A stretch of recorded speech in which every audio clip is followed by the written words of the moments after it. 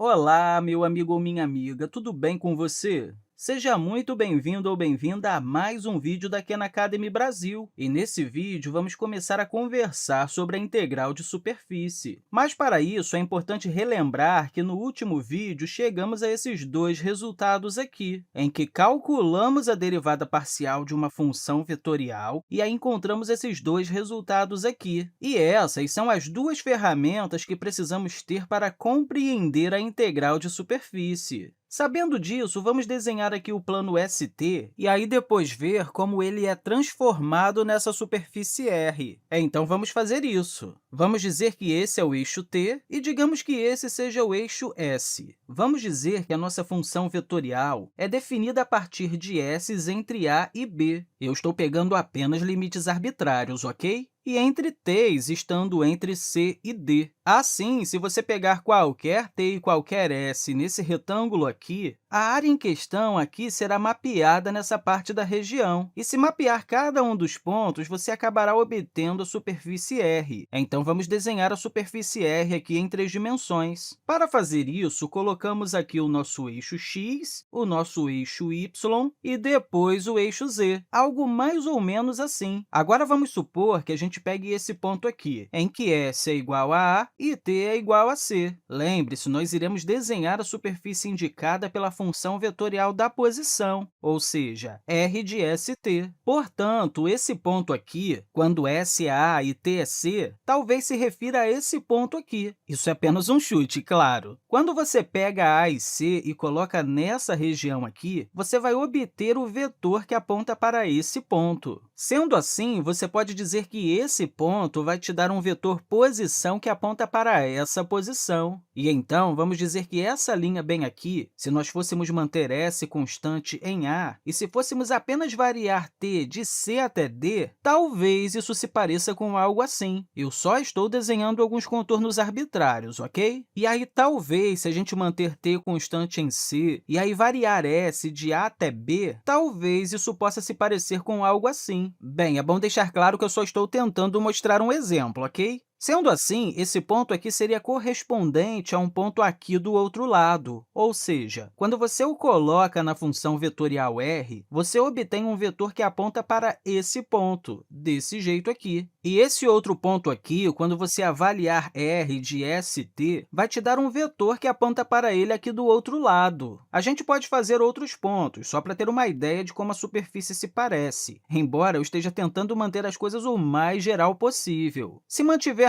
t em D e variarmos S de A até B, nós começaremos aqui. Isso é, quando t é D e S é A. Aí, quando a gente variar o S, talvez a gente tenha algo assim, mais ou menos desse jeito. Então, esse ponto aqui seria correspondente a um vetor que aponta para esse ponto bem aqui. E depois, finalmente, podemos obter mais uma linha mantendo S em B e variando t entre C e D. Nós iremos desse ponto até esse outro ponto, já que estamos mantendo S constante em B e estamos variando t de C até D. Fazendo tudo isso, temos nossa superfície, algo que surgiu quando a gente transformou essa agradável área retangular nessa superfície de aparência um tanto quanto estranha. Agora, a gente poderia desenhar outras coisas aqui. Por exemplo, vamos dizer que pegamos um valor arbitrário aqui. Vamos manter o S constante aqui e variar o t. Talvez a gente encontre algo mais ou menos assim. Talvez isso se pareça com algo...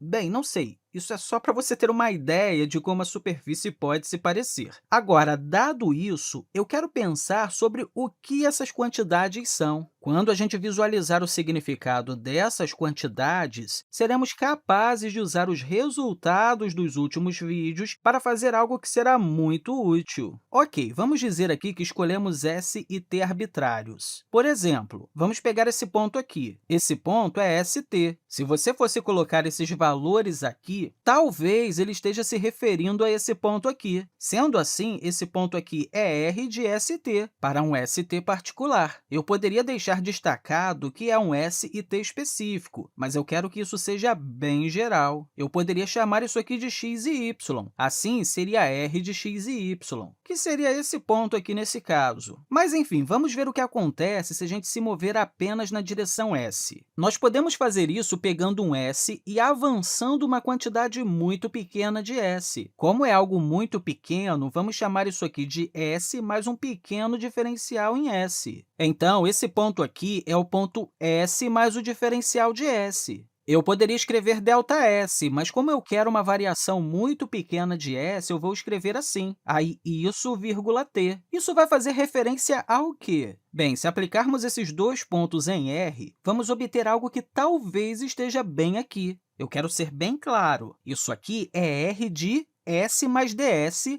vírgula t. Esse é o ponto em que deslocamos S por um diferencial muito pequeno, essa distância aqui, que você pode ver como ds, que é uma variação muito pequena em S. Aí, quando você mapeá-la ou transformá-la, ou colocar aquele ponto na nossa função vetorial, teremos uma boa imagem do que estamos falando esse tempo todo. Vamos colocar a função vetorial original aqui embaixo? Vai ficar melhor para a gente compreender.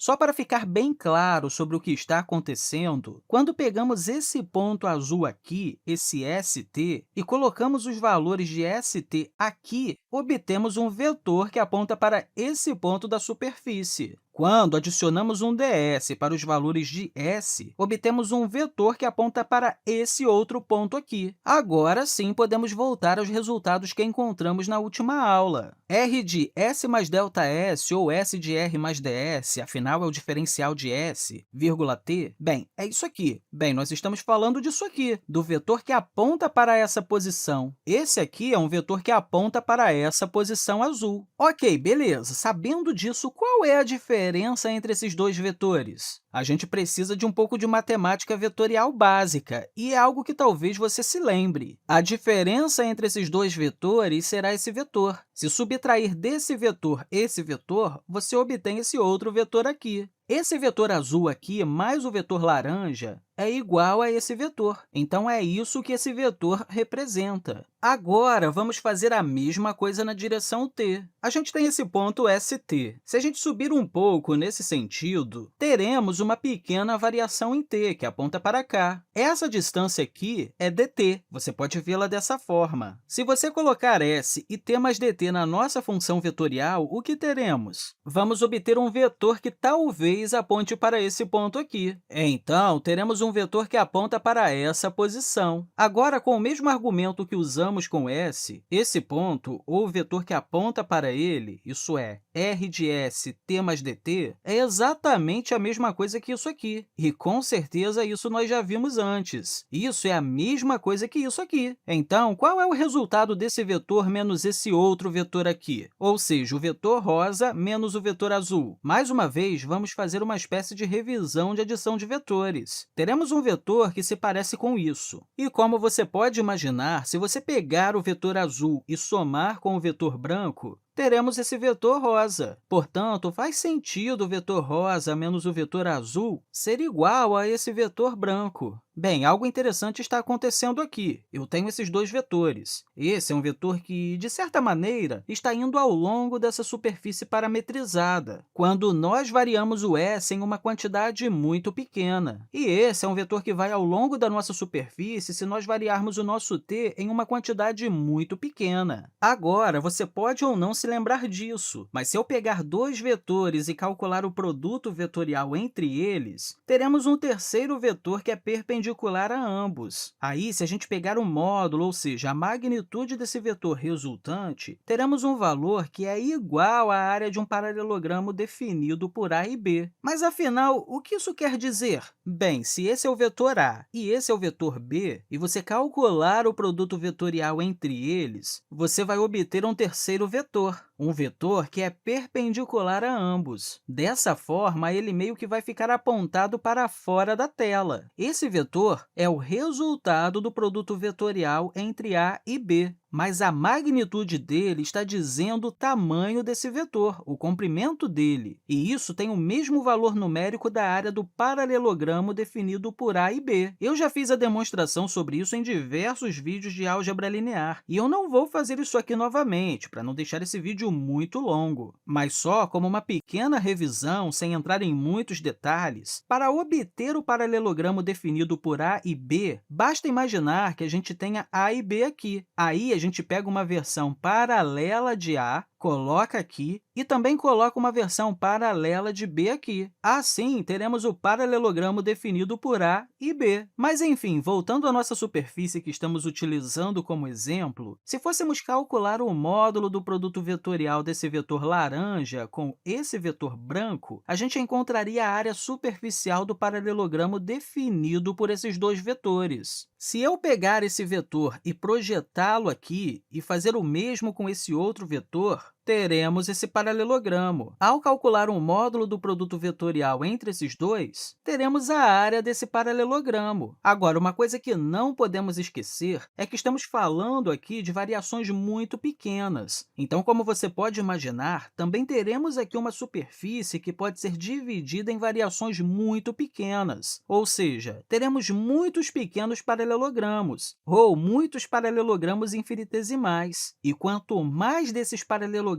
a gente tiver, melhor, já que assim teremos uma aproximação melhor para a nossa superfície. Isso não é diferente de quando olhamos para as integrais. Nós realizamos uma aproximação da área sob a curva utilizando vários retângulos. Quanto mais retângulos tivermos, melhor. Sabendo disso, vamos chamar essa pequena variação da nossa superfície de d-sigma, que é uma variação pequena, ou uma pequena quantidade da nossa superfície. Poderíamos até dizer que a área superficial da superfície será a soma infinita de todos esses infinitamente pequenos d-sigmas. Mas será que existe uma notação para isso? Existe sim. Podemos colocar aqui que a área da superfície é igual a... Podemos integrar sobre a superfície, e a notação que utilizamos geralmente para uma superfície é um sigma maiúsculo. Afinal, você está integrando na superfície e faz uma integral dupla, porque vai em duas direções, certo? Uma superfície é uma espécie de uma estrutura bidimensional dobrada. E para calcular a área superficial dessa superfície, você vai calcular a soma infinita de todos os d-sigmas. Então, isso é a área superficial e isso é o que um d-sigma é. Agora que já compreendemos isso aqui, será que podemos representar esse d-sigma de outra forma? Sim, tem, e vamos fazer isso aqui agora. A gente pode representar esse d-sigma, essa pequena área do pequeno paralelogramo, através do módulo do produto vetorial entre esses dois vetores. Sendo assim, eu vou escrever ele aqui e fazer esse cálculo. Não vamos usar uma matemática muito rigorosa, mas isso vai nos dar uma intuição um pouco melhor sobre o que a integral da superfície se trata. Podemos escrever, então, que um d-sigma é igual ao módulo do produto vetorial entre o vetor laranja e o vetor branco. Porém, podemos escrever isso com os resultados que encontramos no último vídeo. Ou seja, podemos colocar aqui a parcial de r em relação a s, ds. Não podemos esquecer as barras aqui, porque estamos falando do módulo do produto vetorial. O produto vetorial por si só nos fornece um vetor. E isso será útil quando a gente começar a fazer a integral de superfície da função vetorial. Enfim, o vetor laranja é o mesmo que isso aqui, e queremos o produto vetorial disso com o vetor branco. Esse vetor é o mesmo que aquilo que vimos antes, que é a mesma coisa que isso aqui. Assim, podemos colocar aqui a parcial de r com relação a t, dt. E vimos que, se calcularmos a magnitude disso, teremos que isso é igual à nossa pequena variação na área, ou a área desse pequeno paralelogramo aqui. Agora, talvez você não se lembre, mas para ser bem claro aqui, nós temos dois vetores, certo? E quando você calcula a derivada parcial de uma função vetorial, teremos como resultado algo que ainda é um vetor. E o ds e o dt aqui são valores escalares. Você deve se lembrar da álgebra linear que, quando você está realizando um produto vetorial entre dois vetores multiplicados por escalares, você pode tirar os escalares do produto vetorial. Sendo assim, se a gente pegar esses dois escalares aqui, o ds e o dt, e fatorarmos eles, podemos colocar colocá-los fora do produto vetorial. Assim, teremos que tudo isso aqui é igual ao módulo do produto vetorial entre parcial de r com relação a s e a parcial de r em relação a t. Aí, multiplicamos tudo isso com esses dois caras aqui, ou seja, com o ds e o dt. Eu escrevi isso aqui, certo? Que a nossa área superficial é igual à soma de todos esses pequenos d-sigmas, e não há nenhuma maneira óbvia de avaliar isso. Porém, nós sabemos que todos os d-sigmas juntos nesse somatório aqui acaba sendo a mesma coisa que se você pegasse todos os ds e todos os dt's. Então, se você pegar um ds vezes um dt e multiplicar isso com o módulo do produto vetorial entre as derivadas parciais, teremos a área. Se somarmos eles ao longo de toda a região, teremos todos os paralelogramos nessa região, e assim encontraremos a área superficial. Eu sei que tudo isso é um pouco complicado, e você precisa refletir sobre isso um pouco. Afinal, intervalos superficiais são uma das coisas mais difíceis de visualizar, mas eu espero que tudo isso faça sentido. Sabendo disso, podemos dizer que essa coisa aqui, a soma de todos os pequenos paralelogramos na região, ou a área superficial, será igual a... Em vez de calcular a soma sobre a superfície, vamos calcular a soma de todos os ds vezes dt's sobre essa região aqui. E, claro, também iremos calcular esse produto vetorial. Nós sabemos como fazer isso aqui. Isso é uma integral dupla. Iremos calcular a integral dupla sobre essa região, ou essa área bem aqui. Essa área é a mesma que toda a área dessa figura. Aí, colocamos aqui o produto vetorial da parcial de r em relação a s com a parcial de r em relação a t. E, claro, não podemos esquecer do ds e do dt. E aí, basta fazer o cálculo. Eu sei, isso parece um pouco complicado, mas o interessante aqui é que a gente foi capaz de expressar essa coisa aqui chamada integral de superfície em algo que podemos calcular. E nos próximos vídeos eu vou te mostrar exemplos de como fazer esse cálculo. Agora, uma coisa que é importante deixar claro é que isso aqui apenas nos fornece a área superficial, ou seja, o que fizemos em ambas as expressões foi descobrir a área superficial de cada um dos paralelogramos, e depois somamos todas essas áreas. Isso foi o que fizemos. Mas e se, associado a cada um dos pequenos paralelogramos, tivermos algum valor, onde esse valor é definido por uma terceira função f de x, y, z? Assim, cada paralelogramo muito pequeno está em torno de um ponto, em que você pode dizer que no espaço tridimensional, esse ponto é o centro disso. E aí, o que devemos fazer caso a gente tenha uma outra função f de x, y, z que terá o valor desse ponto? Bem, o que precisamos fazer nesse caso é multiplicar cada um dos paralelogramos pelo valor da função nesse determinado ponto. Com isso em mente, podemos imaginar que aqui, nesse caso, temos uma função que possui um valor 1. Sendo assim, estamos multiplicando cada um dos paralelogramos por 1. Mas não podemos esquecer que estamos multiplicando cada um dos pequenos paralelogramos por f de x, y e z. Ou seja, teremos essa função d-sigma. E isso será exatamente a mesma coisa, onde isso é cada um dos paralelogramos, só que iremos multiplicá-los por f de x, y, z. Sendo assim, isso vai ser igual à integral sobre a área sobre a região de f de x, y, z vezes a magnitude do produto vetorial entre a parcial de r em relação a s e a parcial de r em relação a t, ds dt. Espero que a gente possa expressar essa função em termos de st, porque temos uma parametrização em relação a isso. Onde quer que a gente veja um x, x